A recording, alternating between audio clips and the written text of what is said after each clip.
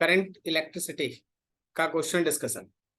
ठीक है, हम लोग अभी अगले लेवल के क्वेश्चन डिस्कशन में इंटर कर रहे हैं। इसमें हम लोग एचसीवी का करंट इलेक्ट्रिसिटी का जो क्वेश्चंस है उसके ऊपर कुछ ऑड या इवन करके क्वेश्चंस आपके सामने सेलेक्टेड मिलेगा। बेसिकली ट्राई किया गया है कि जितना भी चैप्टर्स के अंदर है ना डिफरेंट टाइप्स ऑफ क्वेश्चंस है वो आपके सामने कवर अप कर दिया जाए, ताकि पूरे चैप्टर का कंसेप्ट आपको करंट इलेक्ट्रिसिटी का मिल जाए। तो उसी को ध्यान में रख के क्वेश्चन सेट बना हुआ है और हम लोग उसी को लेके फॉलो अप करेंगे, चलेंगे। तो देखो तुम्हारे पास जो पहला क्वेश्चन है उसमें लिखा है the amount of charge past in time T through a cross section of the wire. देखो यहाँ पे क्वेश्चन को ध्यान से देखोगे तो चार्ज जो है वो टाइम का फंक्शन है। Write down the dimensional formula of A B and C. आपको ए बी और सी का डायमेंशन लिखना है। तो क्वेश्चन जैसे तुमको बता रहा है कि charge will be equals to A T square plus B T plus C. तो अगर आप डायमेंशन का कंसेप्ट समझते हैं तो डायमेंशन जो चार्ज का आएगा ए टी स्क्वायर का डायमेंशन वही होगा, बी इंटू टी का डायमेंशन सेम होगा और सी का भी डायमेंशन सेम होगा। इसको आप कहते हैं principle of homogeneity. Principle of homogeneity के हिसाब से जो डायमेंशन चार्ज का है वही ए टी स्क्वायर का डायमेंशन है, जो डायमेंशन चार्ज का है वही बी इंटू टी का डायमेंशन है, जो डायमेंशन चार्ज का है वही हमारे सी का भी डायमेंशन है। तो इस बेसिस पे अगर तुम जाओगे तो चार्ज का डायमेंशनल फॉर्मूला को ए टी स्क्वायर के डायमेंशनल फॉर्मूला से इक्वेट करो तो तुमको यहां से ए का डायमेंशनल फॉर्मूला मिल जाएगा which is equals to Q by T square. तुमको मिल जाएगा Q by T square. This is the dimensional formula of A. अब क्यू के लिए अगर तुम चाहो तो कुलम लिख लो, नहीं तो एम्पियर इंटू टाइम लिख लो। चलो हम लोग एम्पियर इंटू टाइम लिखते हैं चार्ज के जगह पे, एम्पियर इंटू टाइम और नीचे है टाइम का स्क्वायर। तो ये हो गया हम लोग का एम्पियर टाइम पे पावर -1। अगर आप इसी तरह से चार्ज को बीटी से इक्वेट करेंगे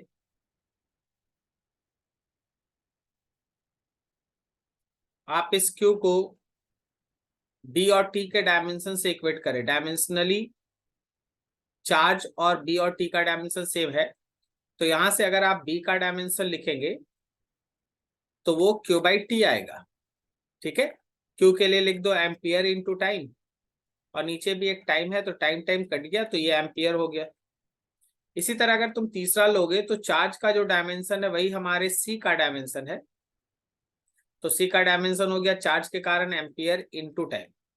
तो तीनों टर्म एक एक करके बारी बारी से आपके सामने रख दिया गया है। ए का डायमेंशनल फॉर्मूला हो गया ampere into time inverse, B का डायमेंशनल फॉर्मूला हो गया एम्पियर और सी का डायमेंशनल फॉर्मूला हो गया एम्पियर इंटू टाइम। अब क्वेश्चन के बी पार्ट में चलिए। लिखा है the numerical value of A B and C are 5, 3 and 1 respectively in SI unit, find the value of current at T equals to 5 second. तो हम लोग ऐसा सीखे हैं कि अगर हमको करंट का इंस्टेंटेनियस वैल्यू चाहिए तो हम चार्ज को टाइम के रिस्पेक्ट में डिफरेंशिएट करेंगे। इसका मतलब है कि हम डी बाई डी टी करने जा रहे हैं A T square plus B T plus C का। Current will be equals to A T square का डिफरेंशिएशन 280, बी टी का डिफरेंशिएशन केवल बी और सी का डिफरेंशिएशन 0। तो आपके इस करंट का इक्वेशन आ गया 280 और प्लस बी, 280 प्लस बी। अब आपको करंट कब चाहिए? तो आपको करंट चाहिए जब आपका टाइम 5 सेकेंड्स हो। बस आपको कुछ नहीं करना है, 2a टाइम के जगह पे 5 सेकेंड्स पुट कर लो। ए और बी का डाटा क्वेश्चन को देख के अपना सॉल्व करके लिख दीजिए। ए का वैल्यू कितना है 5 और बी का वैल्यू है 3, सॉल्व करके पुट कर दो, आंसर आ जाए। ठीक है, तो देखो यही चीज है आपके पास। सबसे पहला क्वेश्चन इजी था, ध्यान से देखो। क्वेश्चन नंबर 2 में इंटर करो।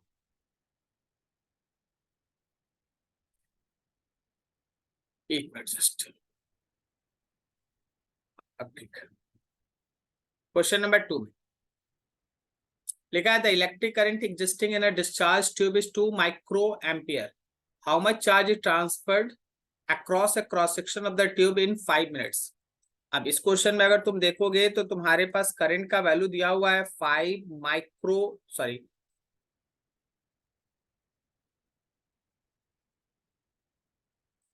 2 माइक्रो एम्पियर, इसका मतलब हो गया 2 इंटू 10⁻⁻6 एम्पियर। और आपके पास टाइम दिया हुआ है 5 मिनट्स। जब टाइम तुम्हारा 5 मिनट्स दिया हुआ है तो इसको अगर आप सेकंड में बदलोगे तो 300 सेकंड्स। और आपसे सीधा पूछा गया कि कितना चार्ज फ्लो किया, सीधा सीधा कांस्टेंट करंट है, टाइम से मल्टीप्लाई कर दो। तो constant current is 2 into 10⁻⁻6 multiplied with 300 seconds, I into T.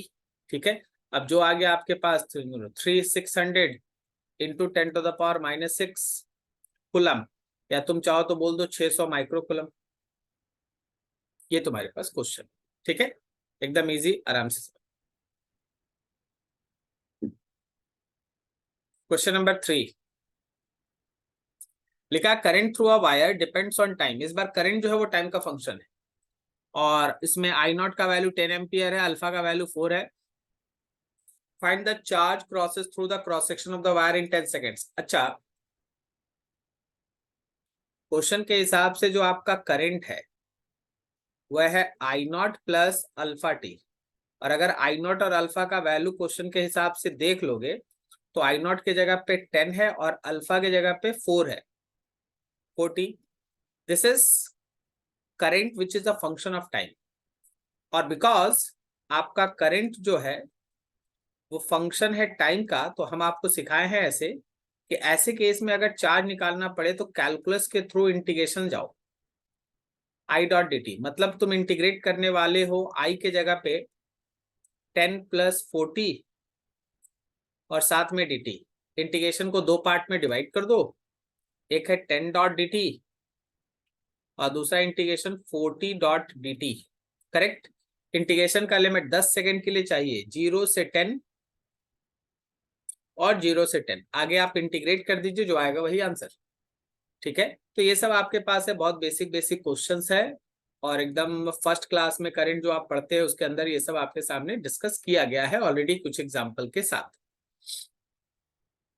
Next question 4 है, लिखा current of 1 ampere exist in a copper wire of cross sectional area 1 millimetre square, assuming 1 free electron पर atom. एक free electron एक atom generate कर रहा है, एक atom से एक फ्री इलेक्ट्रॉन जनरेट हो रहा है। Calculate the drift velocity of free electrons in the wire, the density of copper is given.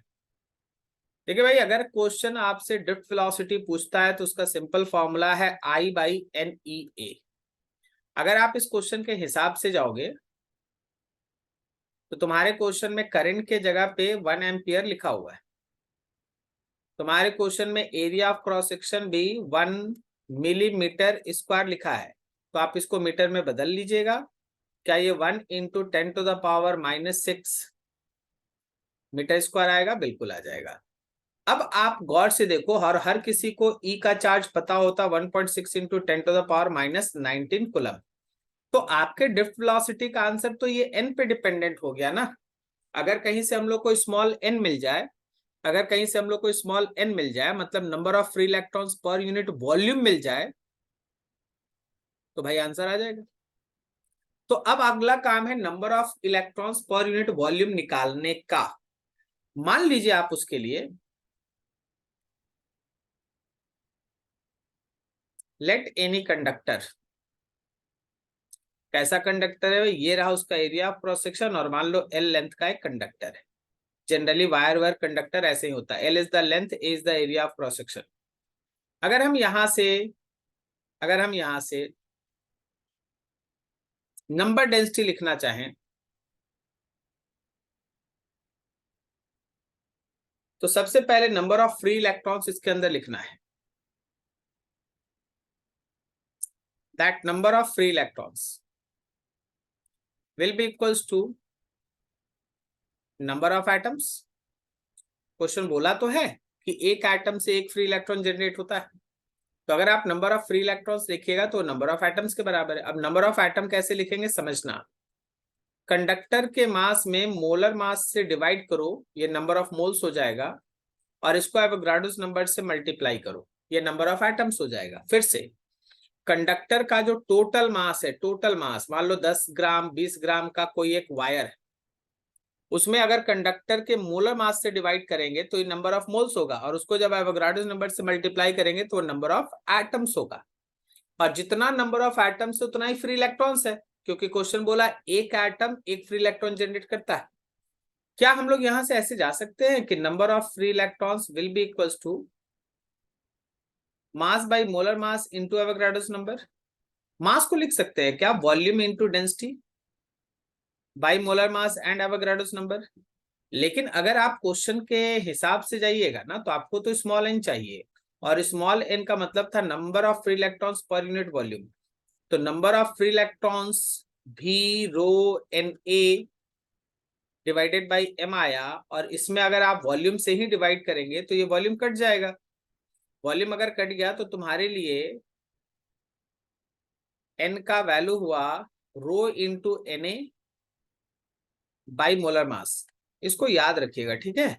ये बहुत सारे बुक्स में इस तरह का क्वेश्चन आपको मिलेगा, आपको स्मॉल एन नहीं बताया रहेगा, तो आप सीधा rho into N A by M कर सकते हैं, जहां रो स्टैंड करता है उसका डेंसिटी। अगर इस क्वेश्चन के हिसाब से जाओगे, अगर इस क्वेश्चन के हिसाब से जाओगे तो आपके रो का वैल्यू लिखा हुआ है 9000 kg पर मीटर क्यूब। एवोगाड्रोस नंबर तुम जानते हैं 6.02 इंटू 10 टू द पावर 23। और मोलर मास केजी में सोचो, कॉपर है ना, तो मोलर मास केजी में अगर लिखोगे तो 63.5 into 10 to the power -3 KG आएगा। आराम से सॉल्व करो, जो आएगा एन उसको फिर इक्वेशन वाला जो ड्रिफ्ट वेलोसिटी वाला इक्वेशन था उसमें प्लस कर दो। जब तुम इसका वैल्यू ड्रिफ्ट वेलोसिटी वाले इक्वेशन में प्लस करोगे, अपने आप तुमको बाकी सब तो पहले से दिया हुआ है, आंसर मिल जाएगा। ठीक है, तो अच्छा क्वेश्चन, ध्यान रखा। क्वेश्चन नंबर 4,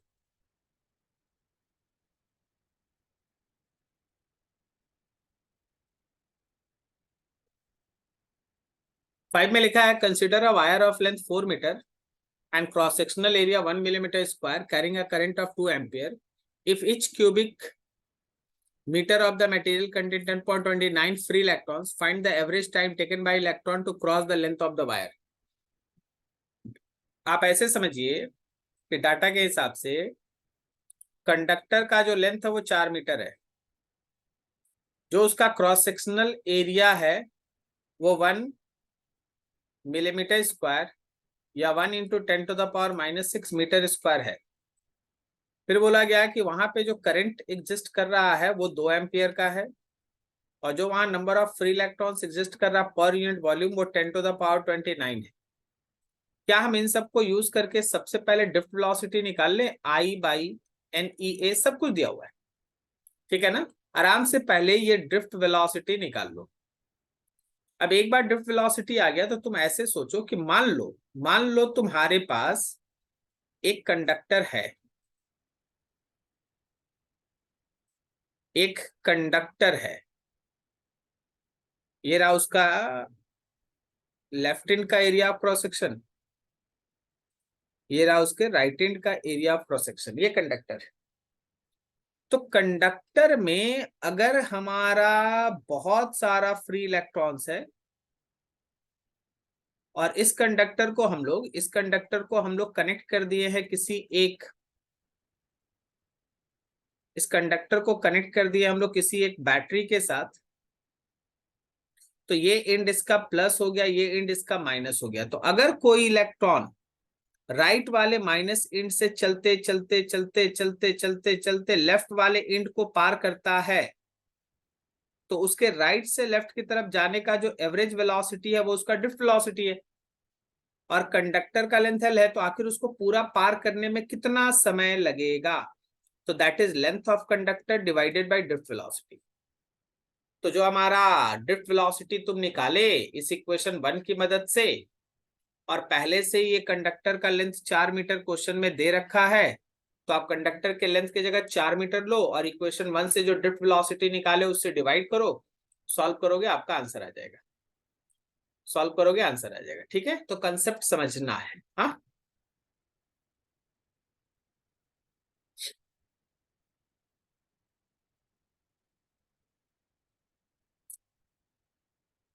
ये बहुत फेमस क्वेश्चन है आपके पास, देखा है, figure shows a conductor of length L having a circular cross section, the radius of the cross section varies linearly from A to B, A से B चलता है.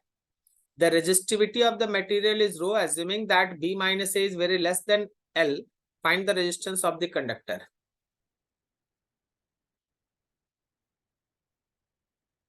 हम लोग चाहें तो उसी फिगर का यूज कर सकते हैं, लेकिन अच्छा होगा कि एक फिगर इधर बना लिया जाए, थोड़ा बड़ा.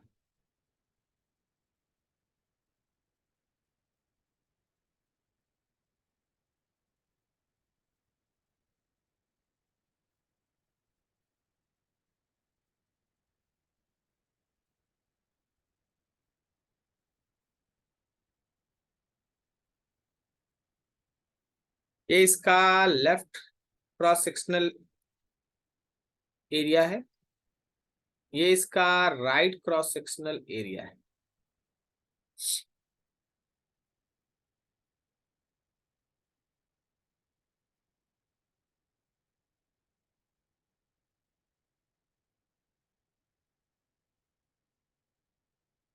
राइट क्रॉस सेक्शनल एरिया है, ठीक है. ऐसे यहाँ पे अपना अपना रेडियस है दोनों जगह. यहाँ का रेडियस A है,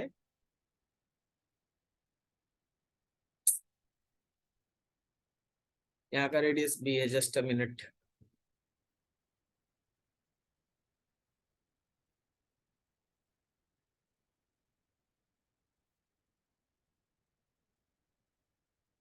ये A रेडियस है, यहाँ का रेडियस B. सही. अब तुम क्या देखो ना, तुम जरा ध्यान से देखो, पूरे कंडक्टर का जो लेंथ है वो अकॉर्डिंग टू क्वेश्चन L है. फिगर देखते चलना, ऊपर मिलाते चलना. पूरे कंडक्टर का जो लेंथ है वो L है. यहाँ का area of cross section, radius of cross section A है, ये radius of cross section B है. लेफ्ट हैंड साइड से इसमें करंट इंटर कर रहा होगा और पूरा लेंथ फॉलो करके ये राइट हैंड साइड से वो करंट बाहर निकल रहा होगा.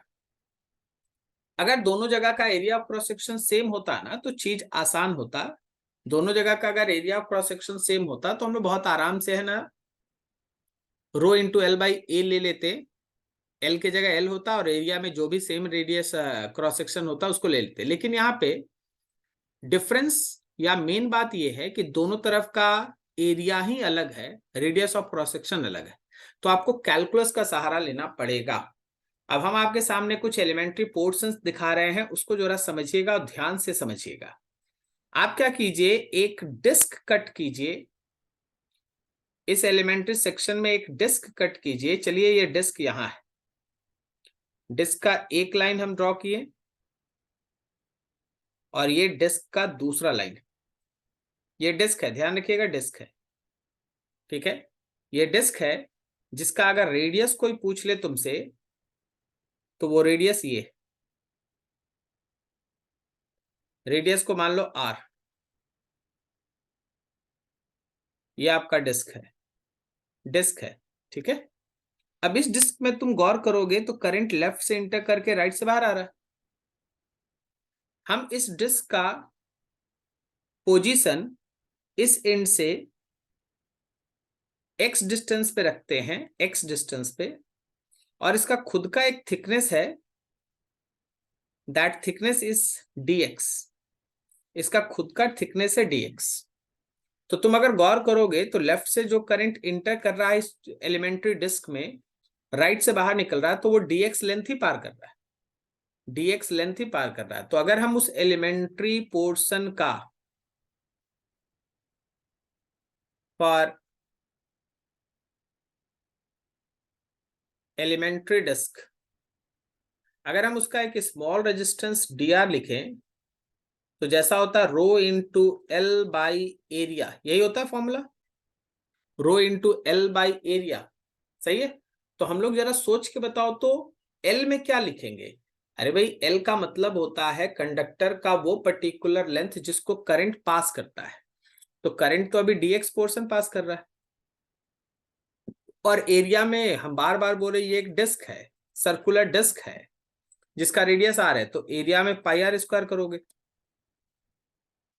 ये आ गया आपका एलिमेंट्री डिस्क का स्मॉल रेजिस्टेंस। तो अगर हमको टोटल रेजिस्टेंस चाहिए तो इसी स्मॉल रेजिस्टेंस को इंटीग्रेट करना है।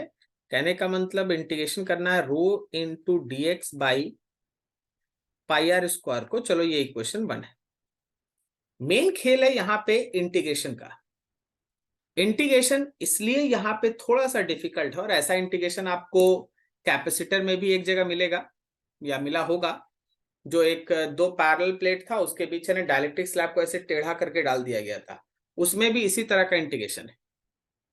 ठीक है, अब इस इंटीग्रेशन में कंसेप्ट क्या है कि तुम्हारा ऊपर इंटीग्रेशन के ऊपर वाले टर्म में dx है और नीचे में पाई आर स्क्वायर है, तो आपको आराम से x को r में या r को x में बदलना पड़ेगा।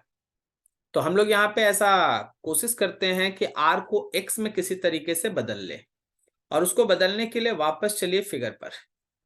अब जो हम ड्रॉ करेंगे उसको हम दूसरे कलर में लाते हैं। बस ये मेरा काम है इंटीग्रेशन को इजी करना। ठीक है, वैसे हम आपको बोल सकते हैं कि आप इंटीग्रेट कर लीजिए, आपका आंसर आ जाएगा, लेकिन वो इंटीग्रेशन थोड़ा है टिपिकल। जब कभी भी इस तरह का इंटीग्रेशन प्रोसेस रहे, हमेशा यहाँ पे इस एंगल को देखना, वो टैन थीटा तुमको मदद करता है हमेशा बदलने में। ये लाइन खींच दिए, यहाँ पे एक एंगल मान लो थीटा। तो इस फिगर पे सबको देखना, हम ऊपर लिख रहे हैं, क्या हम टैन थीटा का वैल्यू यहां से यहां तक का परपेंडिकुलर, कहने का मतलब r माइनस ए, और उस परपेंडिकुलर के हिसाब से ये बेस, बेस कहने का मतलब x लिख सकते हैं, और उसी टैन थीटा का वैल्यू यहां से यहां तक का परपेंडिकुलर, कहने का मतलब b माइनस ए, और पूरा का पूरा बेस l लिख सकते हैं। सबको ध्यान से देखिएगा, 2 बार टैन थीटा लिख रहे हैं। कहां कहां टैन थीटा लिख रहे हैं? तो पहले यहां पे ले लिए परपेंडिकुलर, तो ये बेस हो गया x, और दूसरी बार यहां पे ले लिए परपेंडिकुलर, तो बेस हो गया l। तो जहां भी रेडियस r है, आप r minus A is equals to x times of b minus A by L लिख सकते हैं। तो जहां भी r है, जहां भी r है, जहां भी r है, आप लिख सकते हैं b minus A by L into x और प्लस ए। सही है ना? तो r को अगर आप हटाना चाहते हैं तो उसके लिए x के टर्म में इसको लिखना पड़ेगा। तो आप इसको आगे ऐसे लिख दो, सो इक्वेशन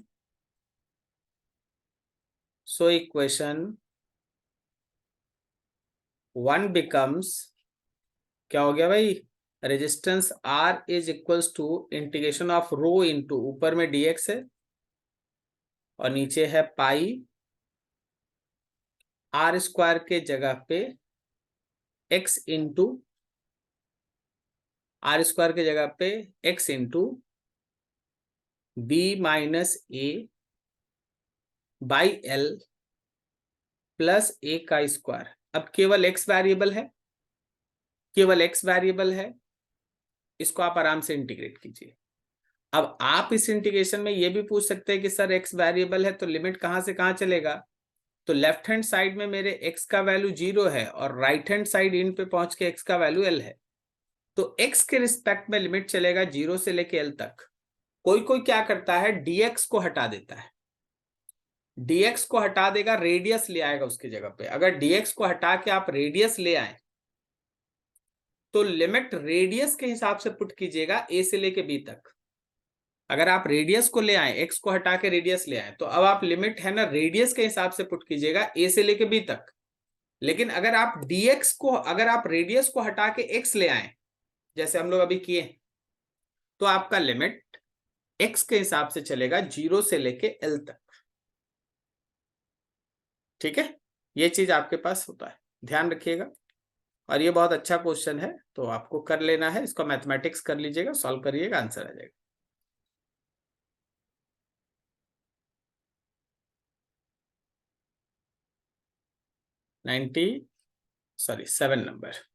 7 नंबर। 7 में लिखा है copper wire of radius 0.1 mm and resistance 1 kilo ohm is connected across a power supply of 20 volt. भाई उसका रेडियस ऑफ क्रॉस सेक्शन दिया हुआ है 0.1 mm और जो रेजिस्टेंस है वो भी उसका मेंशन है 10⁻³ ओम, 1 किलो ओम, और उसको जिस सेल के अक्रॉस में जोड़ना है वो भी दिया हुआ है 20 volt. How many electrons are transferred per second between the supply and the wire at the one end, write down the current density in the wire. चलो सबसे पहले तो अगर number of electrons, how many electrons are transferred per second, तो आप सबसे पहले current निकालें। क्या हम current I will be equals to V by R कर सकते हैं? तो मेरे पास V का वैल्यू है 20 और R की जगह पे 10⁻3।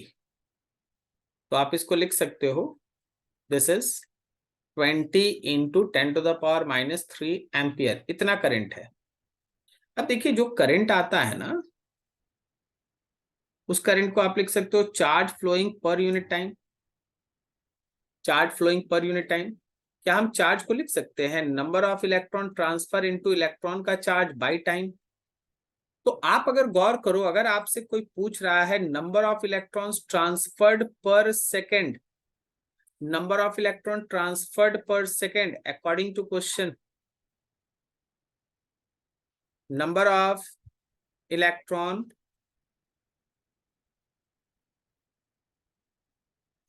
Transferred per second, per second में कितना इलेक्ट्रॉन ट्रांसफर हो रहा है, तो इसका मतलब है आपको नंबर बाय टाइम निकालना है। तो इस इक्वेशन पे, जो मेरा इक्वेशन 1 है, उस पे तुम थोड़ा गौर करो। अगर नंबर बाय टाइम निकालना है तो क्या हम लोग इसको सीधा सीधा करंट बाय इलेक्ट्रॉनिक चार्ज लिख सकते हैं? करंट बाय इलेक्ट्रॉन का चार्ज, तो that number of electron transferred per second will be equals to current के जगह पे 20 इंटू 10⁻³ आ गया, और इलेक्ट्रॉनिक चार्ज के जगह पे 1.6 इंटू 10⁻⁻19 आ गया। आराम से सॉल्व कर दीजिए, जो आएगा वही तुम्हारा आंसर होगा। ठीक है, इतना number of electron transferred per second.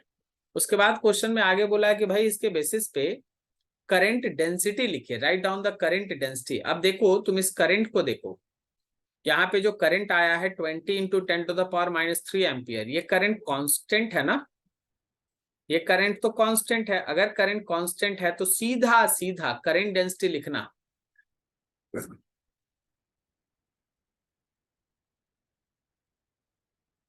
So current density, जिसको आप J से लिखते हैं, that current density will be equals to current per unit area of cross section. तो करंट है हम लोग का 20 इंटू 10⁻³ और एरिया ऑफ क्रॉस सेक्शन है आपका पाई रेडियस का स्क्वायर, या रेडियस दिया होगा ना? हाँ रेडियस दिया हुआ है। आराम से है ना, इसको SI में बदल के वैल्यू पुट कर दो, सॉल्व करो, आंसर आ जाएगा। ठीक है, तो एक आराम से बनने वाला क्वेश्चन है आपके पास। सबसे पहले हम लोगों को करंट निकालना था, करंट को चार्ज बाय टाइम से इक्वेट कर देंगे, तो वहां से हम लोगों को मिल जाएगा कि हाँ कितना नंबर ऑफ इलेक्ट्रॉन्स हमको पर सेकेंड ट्रांसफर करना है चार्ज निकलने के बाद।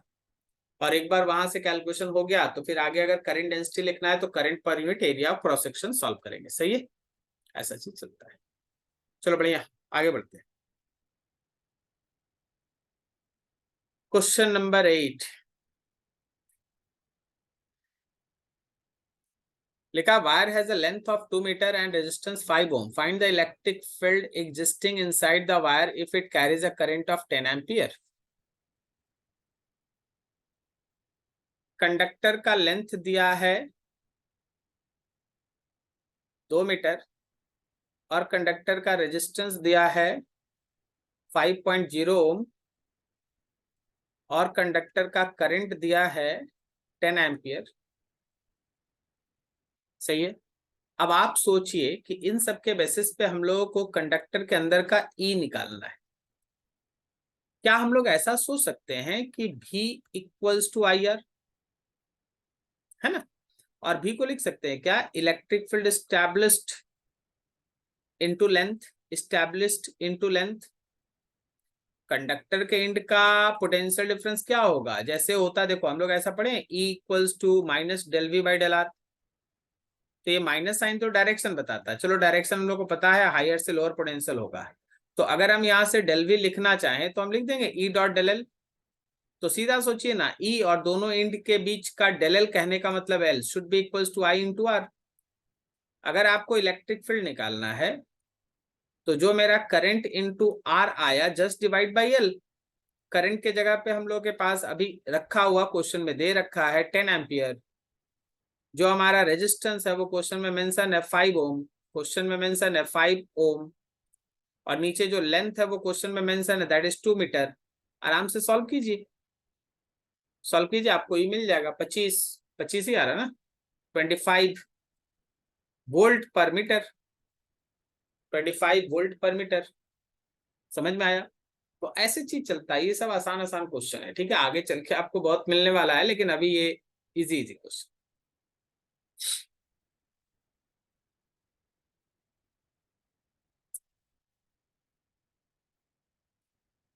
लिखा है the resistance of an iron wire and a copper wire 20 degree CR, 3.9 ohm and 4.1 ohm respectively.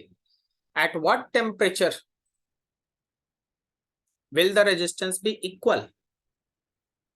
तुमको एक ऐसा टेम्परेचर निकालना है जहां दोनों का रेजिस्टेंस बराबर हो जाए, जहां दोनों का रेजिस्टेंस बराबर हो जाए। अब तुम देखो,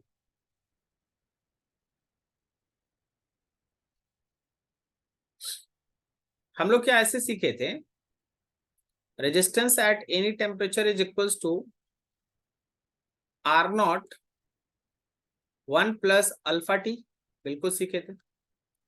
पहले हम आपका बात करते हैं आयरन वायर के लिए।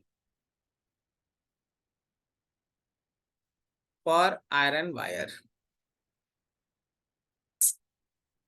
रेजिस्टेंस, आप 20 डिग्री सी पे बात करें, 20 डिग्री, ए रेजिस्टेंस 0, 1 प्लस अल्फा इंटू 20। और मान लेते हैं टी टाइम पे लिखें तो resistance at T is equals to R nought 1 plus alpha T. हम लोग अभी केवल आयरन वायर का बात कर रहे हैं, दोनों को डिवाइड करो। Therefore resistance at 20 degree C by resistance at T degree C will be equals to 1 plus alpha 20 by 1 plus alpha t। ठीक है, ये याद रखना कि ये अल्फा किसका है, याद रखना ये अल्फा हमारे आयरन वायर का है। आयरन वायर को आप 1 कह के लिख दो, तो अगर तुम चाहो तो ये पूरा डाटा 1 वायर का है, 1 वायर का है। उसमें भी तुम अगर ये डाटा देख रहे हो तो इसमें सब कुछ 1 कर लो, ताकि आपको पता चले कि आप आयरन वायर को 1 के नाम से समझ रहे हैं। ये है हमारा इक्वेशन 1। सिमिलरली अगर हम कॉपर वायर का तुमसे बात करें तो कॉपर वायर को हम लोग 2 वायर मान लेते हैं। तो क्या हम लिख सकते हैं resistance of copper wire at 20 degree C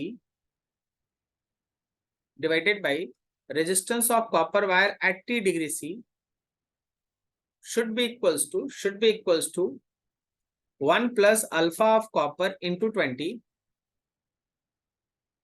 divided by 1 plus alpha of copper and t। ये इक्वेशन 2 है। इक्वेशन 1 में 2 से डिवाइड कीजिए,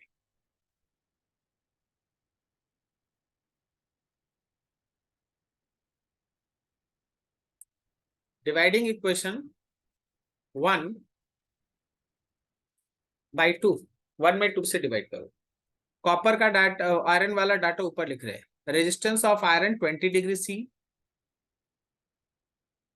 bye resistance of iron T. इसमें हमको डिवाइड करना है resistance of copper 20 degree C by resistance of copper at T degree C should be equals to, right hand side में देखो, राइट हैंड साइड में 1 plus alpha of iron 20 divided by 1 plus alpha of iron and T, and all divided by 1 plus alpha of copper and 20 divided by 1 plus alpha of copper and T। अब data पे थोड़ा चलो और data के हिसाब से value put, हम लोग को टी निकालना है। टी क्वेश्चन ये मेंशन कर रखा है कि भाई आपका एक ऐसा टेम्परेचर निकालना है जहां दोनों का रेजिस्टेंस सेम हो जाए। तो दोनों का रेजिस्टेंस सेम हो जाए तो ये दोनों कट गया, क्योंकि दोनों का रेजिस्टेंस सेम करना है। अब अगर आप क्वेश्चन को पढ़ेंगे तो आप ये देख पा रहे हैं कि 20 डिग्री सी पे आयरन का रेजिस्टेंस 3.9 था और कॉपर का रेजिस्टेंस 4.1 था 20 डिग्री सी पर। तो इसका मतलब ये है कि हम लोग अगर इसी को एक बार और लिखें तो ऊपर था हम लोग का आयरन, उसका था 3.9 और नीचे था कॉपर 4.1। राइट हैंड साइड में 1 प्लस अल्फा ऑफ आयरन, वो भी मेंशन है। अल्फा ऑफ आयरन देखो नीचे दिया हुआ है। अल्फा ऑफ आयरन 5 इंटू 10⁻³ है टेम्परेचर कॉफिशिएंट, और कॉपर है 4 इंटू 10⁻³ 5 इंटू 10⁻³ इंटू 20, इसके नीचे है 1 प्लस 5 इंटू 10⁻³ एंड टी, और इस पूरे में डिवाइड करना है 1 plus 4 into 10⁻³ into 20 divided by 1 plus 4 into 10⁻³ and T. देखिए भाई यही इक्वेशन है, ठीक है, आपको लंबा चौड़ा इक्वेशन ये दिख रहा है, लेकिन हम इसमें कुछ कर नहीं सकते हैं। आपको इसको सॉल्व करके इसका टी निकालना है बस। Solve this equation for T, solve this equation for temperature T. आप इस इक्वेशन को सॉल्व करके टी निकाल लीजिए, जो आएगा वही आंसर होगा। ठीक है, तो एक अच्छा क्वेश्चन ये रहा तुम्हारे सामने।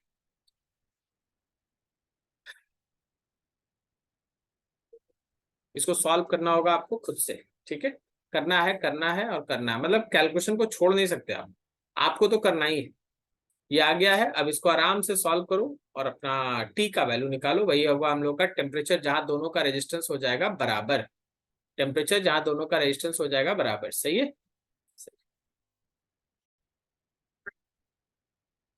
चलो नेक्स्ट क्वेश्चन की तरफ आगे बढ़ते हैं।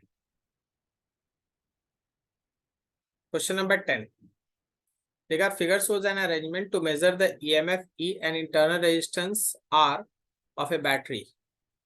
The voltmeter has a very high resistance and the ammeter also has some resistance.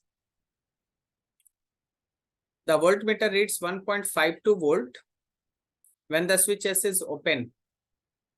When the switch is closed, the voltmeter reading drops to 1.45 volt and the ammeter reads 1 ampere. Find the EMF and the internal resistance of the battery. Find the EMF and internal resistance of the battery. लिखा है voltmeter has a very high resistance and ammeter has also some resistance.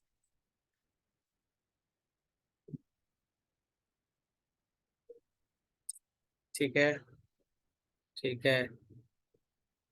देखिए यहाँ पे जो सम resistance है ना, उसका एक लॉजिक निकालना होगा। मतलब इतना रेजिस्टेंस नहीं है जिस रेजिस्टेंस को आप लेके चले, ठीक है, इतना रेजिस्टेंस नहीं है जिस रेजिस्टेंस को आप लेके चले, लेकिन कुछ रेजिस्टेंस है, ऐसा ना समझे कि सर्किट शॉर्ट सर्किट है। तो चलिए कुछ देखते हैं, डिस्कस करते हैं, थोड़ा इस फिगर को बड़ा करते हैं आपके लिए। देखिए क्वेश्चन में जो पहला हिस्सा लिखा, voltmeter has very high resistance and the ammeter also have some resistance, the voltmeter reads 1.52 volt when the S is open. अच्छा, जब ये एस ओपन है और यहाँ एक हाई रेजिस्टेंस है, मान लो इनफाइनाइट रेजिस्टेंस, तो जब मेरा ये एस ओपन है तो क्या हमारे सेल से कोई करंट फ्लो कर रहा है? कोई करंट नहीं। when S is open, जब आपका S ओपन है, there is no current through cell, हमारे सेल से कोई करंट नहीं होगा, तो उस समय जो भी हमारा वोल्ट मीटर का रीडिंग है, जो भी हमारे वोल्ट मीटर का रीडिंग है, वो याद रखना वोल्ट मीटर का रीडिंग उस समय ईएमएफ को दिखाता है। तो फर्स्ट केस में तुम्हारे ईएमएफ का वैल्यू हो गया 1.52 वोल्ट। फर्स्ट केस में तुम्हारे ईएमएफ का वैल्यू हो गया 1.52 वोल्ट। अब क्वेश्चन का दूसरा हिस्सा पकड़ो। जब आप स्विच को क्लोज कर दिए, अब आप सोचिए कि जब आप स्विच को क्लोज करेंगे, मान लीजिए जैसे ये स्विच को क्लोज कर दिए, तो हमारे इस सेल से जो भी करंट निकला, वो करंट है ना नीचे वाले सर्किट से ऐसा होता हुआ फिर इसके अंदर इंटर कर गया। ठीक है, तो ये जो करंट है वो हमारे एमिटर से पास हो रहा है, और तुम्हारे क्वेश्चन में उस करंट का वैल्यू 1.0 एम्पियर मेंशन है। एमीटर का रीडिंग, अगर एमीटर का रीडिंग 1.0 एम्पियर मेंशन है और अब हमारा वोल्ट मीटर का रीडिंग 1.45 हो रहा है, तो जब मेरे बैटरी से करंट फ्लो करने लगे, तो उस समय जो वोल्ट मीटर का रीडिंग आ रहा है, when there is current through cell, then उसके बाद जो हमारा रीडिंग है, reading of voltmeter, reading of voltmeter, क्या वो हमारे वोल्टेज, टर्मिनल वोल्टेज के बराबर है? टर्मिनल वोल्टेज, बिल्कुल टर्मिनल वोल्टेज के बराबर है। तो अब हम बोलेंगे कि टर्मिनल वोल्टेज जो है वो तुम्हारा 1.45 वोल्ट आ गया। टर्मिनल वोल्टेज तुम्हारा 1.45 वोल्ट आ गया, सही है। तो देखो ईएमएफ दिया गया है 1.52 वोल्ट, टर्मिनल वोल्टेज तुम्हारे पास है 1.45 वोल्ट। तो क्या तुम इस केस में क्या हम लिख सकते हैं EMF is equals to terminal voltage plus I R, या फिर आप सीधा लिख सकते हैं यहाँ पे I R will be equals to EMF by terminal voltage. तो आपको निकालना था इंटरनल रेजिस्टेंस, तो small R will be equals to E minus V by I. तो ई का वैल्यू था पहला केस में कितना था, ये था 1.52, यहाँ है 1.45। ई का वैल्यू था 1.52, भी का वैल्यू है 1.45 और करंट का वैल्यू है 1। तो आपके इंटरनल रेजिस्टेंस का वैल्यू हो गया 0.07 ओम। तो आपसे दो चीज इस क्वेश्चन में पूछा था, एक पूछा था ईएमएफ, क्वेश्चन में एक चीज पूछा था ईएमएफ और एक पूछा था इंटरनल रेजिस्टेंस। तो फाइंड द ईएमएफ, ईएमएफ का वैल्यू आ गया 1.52 volt and the internal resistance of the cell, internal resistance हो गया 0.07 ओम। ठीक है, ईएमएफ और इंटरनल रेजिस्टेंस ये दोनों बारी बारी से आपके पास है। ठीक है, चलो आगे बढ़ते हैं।